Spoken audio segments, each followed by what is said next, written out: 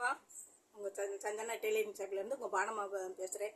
இன்றைக்கி வந்து 3ஆம் நாள் பாடம் 4ஆம் நாள் பாடம் தச்சதை உங்களுக்கு விளக்கத்தை சொல்லிடுறேன். ஏன்னா நீங்கள் இப்போ ஒன்று சொல்கிறேன்னா இப்போ இதில் வந்து ஒரு பாடத்துக்கு 3 மாதிரி தச்சு காமிக்கிறேன். இப்போ ஒன்றா சொல்கிறேன் பாருங்கள். இது வந்து சாதா உரை, கயிறு கட்டி சாதா உரை. இது வந்து போல்டிங் போட்டு உள்ள வர. ஏன்னா அளவு ஒன்று தான், ஆனால் மாடல்ஸ் வந்து 3 மாடல். இது வந்து ஃப்ரீல் வர. இது வந்து ஃப்ரீல் வர.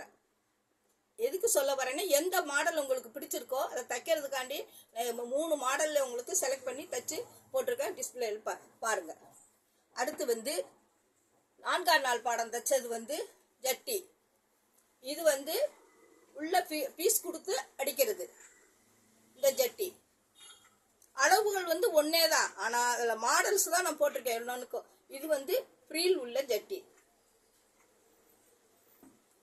இது வந்து எப்பயும் போல நம்ம சாதாவா போல்டிங் பண்றது, அந்த துணியிலே காலிலே போல்டிங் பண்றது. இது 3 மாடல் போட்டிருக்கேன்.